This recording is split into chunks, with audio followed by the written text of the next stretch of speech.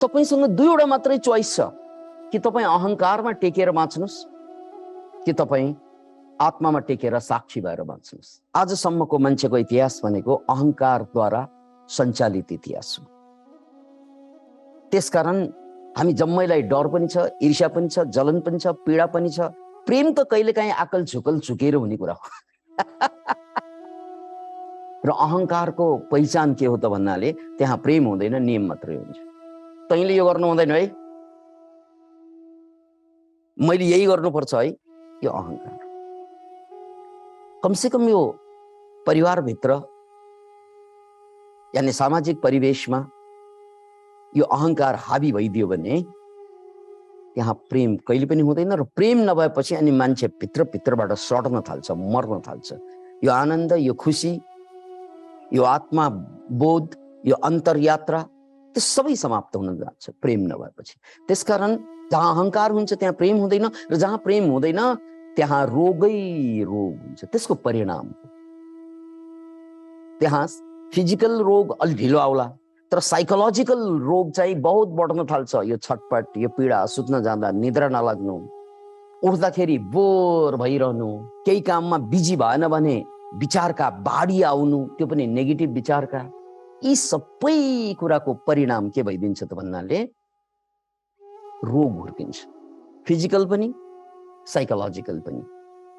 अनि यो पनि याद राख्नुस्, एकचोटि फिजिकल र साइकोलोजिकल रोग हावी भएपछि तपाईको आध्यात्मिक स्पिरिचुअल यात्रा नाम मात्रको मात्रै हुन्छ, त्यो सधैँको लागि समाप्त हुन्छ।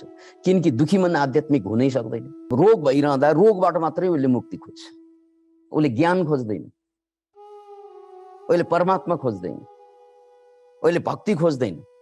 उसले के खोज्छ? रोगबाट मुक्ति खोज्छ। दुःख भइरहेछ, छोराले दुःख दिइरहेछ, यो छोरा ठिक होस् भनेर खोज्छ। सिरपिड ठिक छैन, यो ठिक होस् भनेर खोज्छ। उसले खाली बहुत दुःख भयो भने मान्छे भगवान कहाँ गएर पनि हे भगवान मेरो छोरा ठिक पार्नु, हे भगवान मेरो लोग्नी सुधार दिनु, हे भगवान यदि त छस् भने मेरो परिवार ठिक होस्। अरे यार, उसको प्रार्थना पनि के को लागि त भन्नाले भगवानैसँग उसले के मागिरहेको छ? संसार मागिरहेको छ। उसको भगवान पनि उसको संसारको पार्ट बनिदिन्छ। किन भन्नाले ऊ दुखी भएको कारणले गर्दा। त्यसकारण याद राख्नुहोस्, रोगी र दुखी मान्छे आध्यात्मिक हुने कुनै पनि बाटो हुँदैन। रोगीले कहिले पनि अध्यात्म खोज्दैन। रोगीले महागुरुहरू भेट्छन्, मुक्तात्माहरू भेट्छन् यदा कदा। त्यो भेट्दाखेरि पनि उनको चाहिँ खोज के हुन्छ त भन्नाले मेरो रोग ठिक होस् भन्ने हुन्छ। उसले ज्ञान भनेर खोज्दैन। त्यसकारण रोगी भयो भने उसको खोजै स्वास्थ्य मात्र हुन्छ, पीडा भयो भने उसको खोजै सुख मात्रै हुन्छ। अब सुख खोज्ने मान्छे मुक्त हुँदैन। याद राख्नुहोस्, मुक्ति उसको खोज हुँदैन, सुख मात्रै उसको खोज हुन्छ। बहुत दुःख छ जीवनमा, त्यसकारण अलिकति सुख खोज्छ उसले। त्यसैले यो दुःख, यो रोग, यो पीडा, त्यसको जडलाई चाहिँ समात्नुहोस्। यो कहाँबाट सुरु भइरहेको छ? यो सुरु हुनुको कारण यो मलाई रोग किन लागिरहेको छ, मेरो मन किन दुखी छ, किन मलाई पीडा छ, यसको मूल कारणमा के छ? साइकोलोजीमा एउटा प्रोग्राम छ। हिप्नोसिसको भाषामा त्यसलाई प्रोग्रामिङै भन्छ। अहंकार, त्यो अहंकार एउटा प्रोग्राम, त्यो अहंकार प्रोग्राम गएर बसेछ। अनि त्यसपछि उसले जे गरे पनि, जसो गरे पनि उस सेन्टरमा आफूलाई राखेर व्यवहार गर्छ। जस्तै कोही मान्छे आमा मर्छन्, बाउ मर्छन्, मर्दा ऊ रोइरहेको देखिन्छ। ऊ रोएको हेर्दाखेरि हामीलाई के लाग्छ त भन्नाले ओहो यसको आमाप्रतिको बहुत प्रेम छ। केही प्रेम छैन। ऊ किन रोइरहेको त भन्नाले आमाले दिने माया अब कसले दिने? ऊ आफ्नै लागि रोइरहेको छ। यसरी हेर्दा आमाको लागि बहुत ऊ चाहिँ दुखी भयो जस्तो लाग्छ। केही पनि दुखी भएको होइन, ऊ आफ्नै। त्यो अहंकार भनेको त चिजै त्यही हो। ऊ आफू बाहेकले दुनियाँमा केही देख्दैन। अब श्रीमतीलाई तपाईँ बहुत माया गरे जस्तो लाग्छ, श्रीमानलाई बहुत माया गरे जस्तो लाग्छ, छोराछोरीलाई बहुत माया गरे जस्तो लाग्छ। गरे किन त्यो? किन भन्नाले उनीहरूलाई माया गर्दा मलाई आनन्द आएर त गरेको हो। आनन्द आएन भने गर्दैन। त्यसकारण यति स्वार्थी भन्छ नि मान्छे, अहंकारको स्वभावै स्वार्थी बन्नु। उसले जे काम गरे पनि हो, उसले अरूलाई सहयोग गरे पनि आफ्नो नाम अगाडि आउनु पर्ने भन्ने हुन्छ। हेर्दा त ऊ अरूको लागि सहयोगी बने जस्तो लाग्छ। कसैले दान देला, धर्मशाला बनाइदेला, मन्दिर बनाइदेला, तर नाम मेरो हुनुपर्छ है। त्यहाँ सेन्टरमा फेरि त्यो अहंकार आएर बस्छ। र यही अहंकार हो जसको कारणले शारीरिक मानसिक दुःख पलाउँदै जान्छ। Can you imagine it? त्यसकारण पतञ्जलिको पहिलो सूत्र अथ योगानुशासनम दोस्रो सूत्र योगश्चित्तवृत्ति निरोध। योग भनेको यो सारा चित्तवृत्ति जो अहंकारमा आश्रित छ हो, यो सारा चित्तवृत्ति जो अहंकारमा आश्रित छ, आलम्बित छ, त्यो चित्तवृत्ति रहुन्जेलसम्म अहंकार रहन्छ र अहंकार रहेसम्म दुःख रहन्छ, दुःख रहेसम्म संसार रहन्छ, संसार रहेसम्म चाहिँ मुक्ति रहँदैन।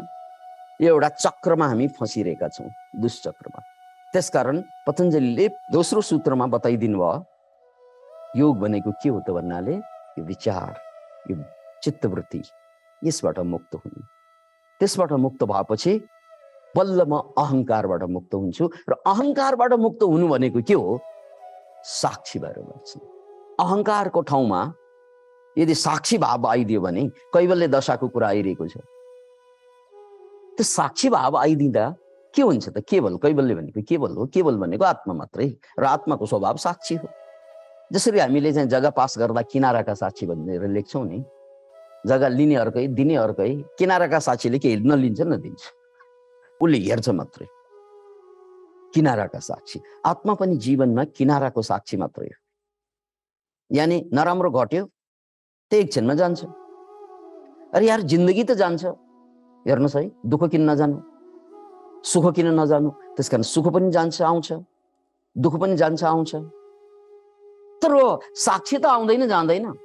म जन्मको साक्षी हुँ, म दुःखको साक्षी, म सुखको साक्षी, म मृत्युको साक्षी, म केवल साक्षी, केवल साक्षी। पुरुषार्थ शून्यानाम गुणानाम, पुरुषार्थ शून्यानाम। योभन्दा अगाडि हामीलाई के सिकाउँछ त भने पुरुषार्थ गर, पुरुषार्थ गर, पुरुषार्थ गर, पुरुषार्थ गर। तर कैवल्य दशा भनेको पुरुषार्थ होइन, पुरुषार्थ शून्यता हो। पुरुषार्थ गर गर भन्ने त अहंकार न हो। किन गर्नु पर्यो पुरुषार्थ? किन गर्नु पर्यो पुरुषार्थ? त्यो पुरुषार्थै गर भन्ने भनेको अहंकार। त्यसकारण यहाँ पुरुषार्थ शून्यानाम, किनकि जीवनको दुईवटा मात्रै पुरुषार्थ हुन्छ। एउटा चाहिँ पुरुषार्थ के हो त? संसार प्राप्त गर्नु, त्यो पनि पुरुषार्थ हो। चारवटा पुरुषार्थ छ नि, धर्म अर्थ काम मोक्ष। धर्म अर्थ काम मोक्ष, यो चारैवटा चिज चाहिँ प्राप्त गर्नु पुरुषार्थ हो। धर्म भनेको सत्य प्राप्त गर्नु पुरुषार्थ हो। अर्थ भनेको अर्थोपार्जन गर्नु पुरुषार्थ हो। काम भनेको आफ्ना इच्छा, अरूको इच्छा पनि पूर्ति गर्दै जानु पनि पुरुषार्थ हो। र मोक्ष प्राप्त गर्नु पनि पुरुषार्थ हो। यसरी सुरुका पाठ त यो क ख ग घ त यसरी पढ्यौँ हामीले। तर यहाँ अन्तमा आएर के भनियो? पुरुषार्थ शून्यानाम।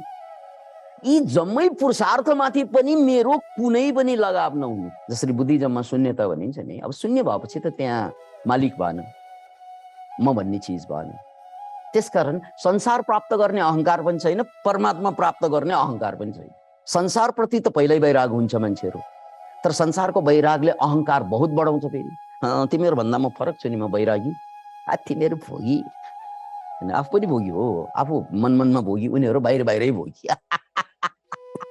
मन छौन्जेल त उसले भोगै गर्छ, के गर्छ अरू।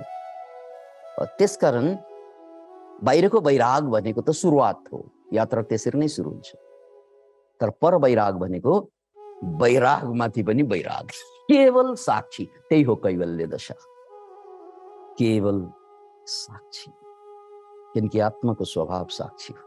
मन डराइरहँदाखेरि पनि, तन रोगी भइरहँदाखेरि पनि, हजार परिवर्तन भइरहँदाखेरि पनि मलाई केही फरक पर्दैन, किनकि म साक्षी मात्र। त्यसकारण त उनको लागि त सारा सृष्टि नै खेल हो। This is the game. त्यसकारण भगवान श्रीकृष्णको जीवनलाई हामी लीला भन्छौँ। लीला इज द ग्रेट गेम। कोही जन्मेछ, कोही मरेछ, कोही मारेछ, यी सारा कुराहरू त गेम न हो, खेल न हो। याद राख्नुहोस्, जब यो जिन्दगीलाई पूर्णतया तपाईँले खेलको रूपमा बुझ्नुहुन्छ, it is just the game. तपाईँले नाटकमा भाग लिनु भएको होला, या नलिनु भएको भए पनि यो त बुझ्नु भएको हो नि, नाटकमा जाँदाखेरि हामीले स्वाङ गर्नुपर्छ। स्वाङ यानी छोरा त्यहाँ मरेको एउटा सिन आयो भने पिटिएर रुनुपर्छ, कपाल लुछेर रुन्छन्। तर जति त्यो रोए पनि त्यो भित्रको कलाकारलाई त थाहा छ नि यो त पैसाको लागि गरिरहेको। अरे यार यो त नाटक हो, पैसा आइरहेको छ। बाँच्ने तरिका यही हो भैया, कलाकार बन्नु, केवल कलाकार। अनि त्यहाँ रङ्गमञ्चमा पैसा आउँछ, यहाँ आनन्द आउँछ। खुसुको भनौँ कि ठुलो स्वरमा भनौँ, स्वास्नी भएको बहुत नाटक गर्नु, तर थाहा पाइराख्नु यो त नाटक पो हो। श्रीमानलाई बहुत माया गरेको नाटक गर्नु, यो त नाटक त हो। छोरालाई बहुत माया गरेको, छोरीलाई बहुत माया गरेको, दुःखमा बहुत आँसु झारेको, तर म सबै साक्षी मात्रै हुँ। त्यो साक्षी हुँदा तपाईँले पारिश्रमिक पाउनुहुन्छ, आनन्द होइन। तपाईँ त्यसमा मिसिनु भयो भने, ढलमा पानी मिस्यो भने के हुन्छ, पानी खान मिल्दैन। जिन्दगी पनि त्यस्तै हो, तपाईँ साक्षी भएन भने हरेक कुराले तपाईँलाई दूषित पारिदिन्छ, हरेक घटनाले दूषित पारिदिन्छ। छाती पिटी पिटी रुन्छन् मान्छेहरू, मेरो रुन पनि पाइन्छ, रुँदा पनि यो शरीर रोइरहेको छ, मन रोइरहेको छ, कलाकार रोए जस्तो तर म साक्षी छु भने त्यो बेला पनि आँखा रोइरहन्छ, तर चेतना त हाँसी नै रहन्छ। शरीर मरिरहेको हुन्छ, तर चेतना त बाँचिरहेकै हुन्छ। समाजमा झगडा मुक्कामुक्की भइरहेको हुन्छ, एकदमै वार भइरहेको हुन्छ, कहिलेकाहीँ वार हुन्छ सिचुएसन। त्यो वार हुँदाखेरि पनि मन त बहुत शान्त छ। त्यो हो मुक्ति दशा। झन्डै 2300 वर्ष अगाडि युनानमा जन्मेका सोक्रेटिस। सोक्रेटिस एक मुक्त पुरुष, याद राख्नुहोस्। कस्तो मुक्त पुरुष, जसको श्रीमती संसारको सबभन्दा छुच्ची महिला, जसले प्रवचन दिइरहँदा पनि श्रीमती हत्तन पत्ताएर कमाउनु समाउनु छैन, खाली गफ गरेर बस्छ भनेर पानीको खैँटो धल्ला खनाइदिन्थे उनीमाथि। तर त्यो बेला पनि पुछेर अघिदेखि चाहिँ गणना गर्जन भइरहेको थियो आकाशमा, वर्षनु त स्वाभाविक हो भनेर स्वीकार गर्न सक्ने मान्छे सोक्रेटिस। सिक्नुहोस् भन्नुपर्छ सोक्रेटिसबाट, किनकि उनी पनि गृहस्थ, हामी पनि गृहस्थ, राइट। तर उनी गृहस्थको बीचमा पनि त्यो हिलोमा फुलेको फुल जस्तै त्यो संसारको सबभन्दा सुची श्रीमतीसँग पनि बहुत प्रेमपूर्वक निर्वाह गरे। यो हो कला। संसारको सबभन्दा सुन्दर श्रीमती, सुन्दर श्रीमान पाएर धन्य हुँदैन मान्छे। याद राख्नुहोस्, तपाईँ भित्रबाट रूपान्तरित भएपछि संसारको सबभन्दा सुची श्रीमतीसँग पनि बहुत प्रेमपूर्वक निर्वाह हुन्छ। अरू त के, संसारको सबभन्दा खत्तम श्रीमानसँग पनि बहुत प्रेमपूर्वक निर्वाह हुन्छ। जुन बेला जुन अवस्थामा तपाईँ साक्षी बन्छ, दुनियाँ त आछी हो भनेर थाहा पाएपछि तपाईँलाई केही फरकै पर्दैन। अब तपाईँ त दुनियाँलाई महत्त्व दिनुहुन्छ, आफूलाई महत्त्व दिनुहुन्न, त्यसकारण ती कुराले खोज्छ तपाईँलाई, जुन जुन कुरालाई तपाईँले महत्त्वपूर्ण दिनुहुन्छ। त्यसकारण साक्षी सोक्रेटिसको त्यो श्रीमती, उनको जान थिब्स, संसारको सबभन्दा छुच्ची महिला मध्ये एक, तर उनले निर्वाह सहेको होइन। उनलाई साक्षी भएपछि सहनु पर्दैन क्या। कति मान्छेले यो शब्दको ट्रान्सलेसन के गरेर बसे हुन्छ, साक्षी माने सहनु हो सर। नौ, सबै गर्न पाइन्छ, रिसाउनु पाइन्छ, चिच्याउनु पाइन्छ, सबै कुरा गर्न पाइन्छ, किनकि सहनुमा त रिसाउनु पाइँदैन, साक्षीमा रिसाउनु पाइन्छ। भगवान कृष्ण रिसाउनु भएन शिशुपालदेखि, भगवान कृष्णले वध गर्नु भएन। अरे यार सब चलता है साक्षी में। त्यसकारण यो गुणातीत धर्म भनेको वास्तविक धर्म त्यही हो। मान्छे त्यहाँ आउन चाहँदैनन्। किन आउन चाहँदैनन् त भन्नाले त्यो समाजले बुझ्ने कुरा हो, किनकि समाजको खोपडी भन्दा माथिको कुरा। समाजले त वास्तविक धर्ममा आयो भने पागल भन्छ त। त्यसकारण समाजको नकली धर्म समातेर बसियो। ठिकै छ, त्यो बुझ्छ, उसले पनि बुझ्छ, मैले पनि बुझ्छु। अनि सोक्रेटिसको त्यो प्रसङ्ग, जब उनी डेलिरियमको युद्धमा गइरहेका थिए, त्यो डेलिरियमको युद्धमा उनको फौजले हार्नु पर्यो। उनी आर्मी थिए। Can you imagine it? एकजना मुक्तात्मा तर आर्मी, एकजना मुक्तात्मा। तपाईँले त भगवान कृष्णलाई मात्रै त्यो पात्र, यो त कथा होला भनेर भन्छौँ नि हामीहरू, युद्धमा जाने कहाँ मुक्त पुरुषहरू, कहाँ ज्ञानी पुरुषहरू हिंसा गर्छन् र? तर सोक्रेटिस इज ऐतिहासिक पात्र। त्यसकारण यदि कृष्णबाट कुरा बुझिँदैन भने बहुत बुझ्न मिल्ने सोक्रेटिस पात्र छ। युद्ध चलिरहेछ, युद्धमा उनी पनि अरू जस्तै मर्न र मार्नको लागि नै गइरहेका हुन्थे। उनको समूहले हार्छन्, भाग्नु परेको हुन्छ। तर भाग्दाखेरि आर्मीहरू ज्यान बचाउनको लागि बहुत छटपट भएर भाग्छन्। तर सोक्रेटिस मात्र त्यस्तो आर्मी थिए जो सामान्यतया सडकमा हिँड्दा जसरी बिस्तारै हिँड्छन् नि मान्छेहरू, या आफ्नै चालमा हिँड्छन्, उनी पनि आफ्नै चालमा हिँडिरहेका हुन्थे। अनि मान्छे भाग भाग, बचाओ बचाओ भनेर गइरहेको हुन्थ्यो, ल भाग भाग भाग, उनी चाहिँ बिस्तारै। अनि केही फरकै भइरहेको छैन।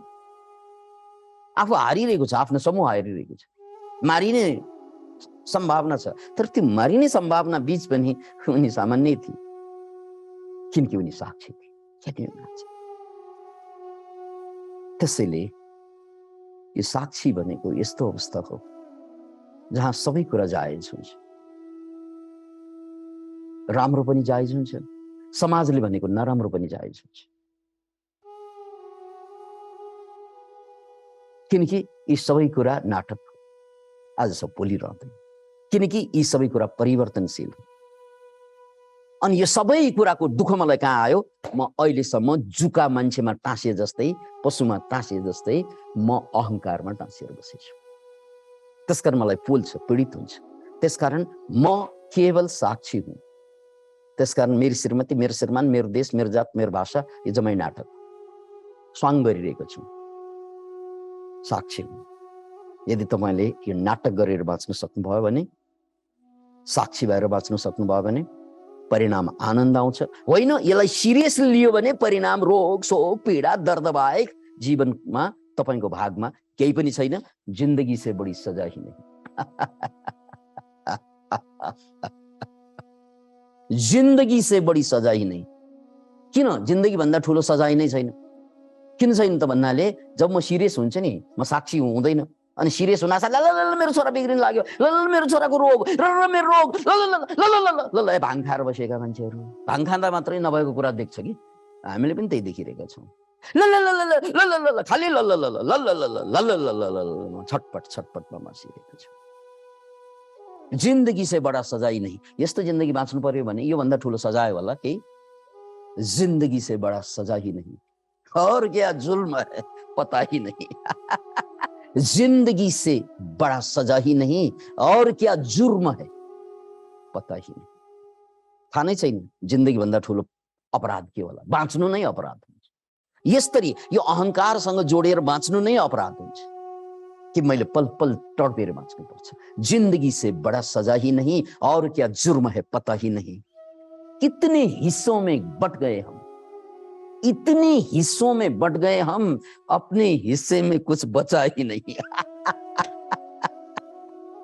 सबै अरूले लग्यो, सुबह अरूले लग्यो, शाम अरूले लग्यो, मेरो सुख अरूले लग्यो, मेरो शान्ति अरूले लग्यो, सबै अरूले नै सिद्ध्याइदिन्छ मलाई। किनकि अहङ्कारसँग म किन टाँसेको? बेहोसको कारणले गर्दा। होसमा त टाँसिँदैन। जुकाले मलाई किन टोक्छ? जब म बेहोस हुन्छु। म होसमा भए त टाक्क टिपेर फुट्ट फालिदिन्छु। तर बेहोसमा मैले थाहा नै भएन भने उसले टोकेर चाहिँ रगत खाएर जान्छ। हामी पनि त्यही बेहोसमा बाँचिरहेका मान्छेहरू। त्यसकारण जब होसमा बाँचिन्छ, जिन्दगी नाटक भनेर बुझिन्छ। अनि तपाईँ सिरियस हुनुहुन्न जीवनमा।